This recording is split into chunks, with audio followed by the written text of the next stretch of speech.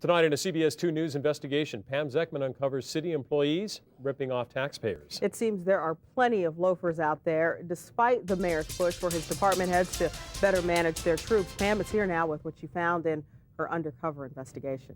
Tracy and David, as you know, time after time, we've caught workers from various city agencies out of state, at home, on the golf course, or running personal errands when they should have been at work. And time after time, city officials have said that won't be tolerated. But some workers from the Department of Transportation still haven't gotten the message. Jeffrey Laguzzo is working for you, the taxpayers. Earlier, the $63,000 a year city cement foreman spent the morning working on the sidewalk. Then, at 11:45, he grabbed a beer and pulled out his lawn chair to wait for the next load of concrete.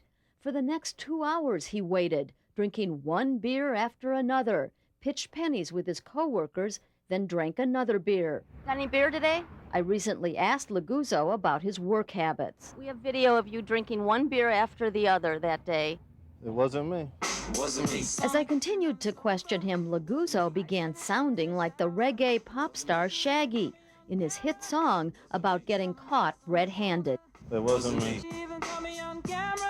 Whose face is that? I don't know. Right there. That's you. That ain't me, huh? But it was Laguzzo, taking time to peel off the labels on his beer bottles. He put the empties back in his truck, but he left one bottle behind. We retrieved it at the end of the day and showed our videotape to Laguzzo's boss. City policy is that there is to be no alcohol on any job sites. What I just saw in the videotape was a clear violation of that city policy. The city keeps track of employees' hours by having them use a personalized ID to swipe in and out on an electronic time clock like this. And supervisors are supposed to make sure that workers in the field are actually at the job site doing their job. But if Virgil Cimino's work habits are any indication, those measures just aren't working.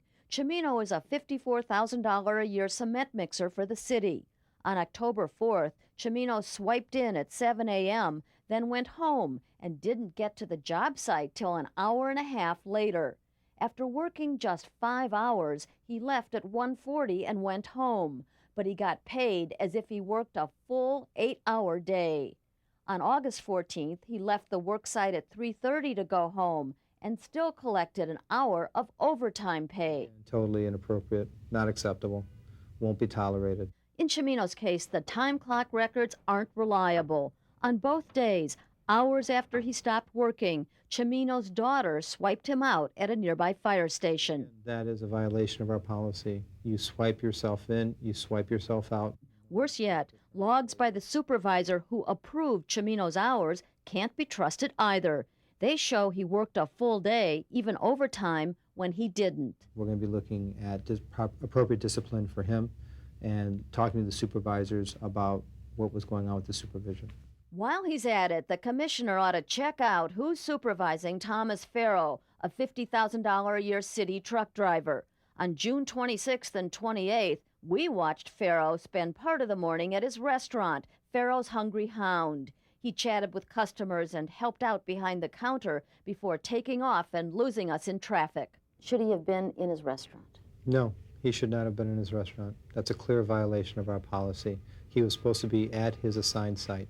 A violation I asked Farrow about when I caught up with him at home at 2 o'clock one recent afternoon. You're cheating the city if you're going to your restaurant and doing your restaurant business. I'm on my lunch right now. I'm talking about the days that we have you. There's no comment on that.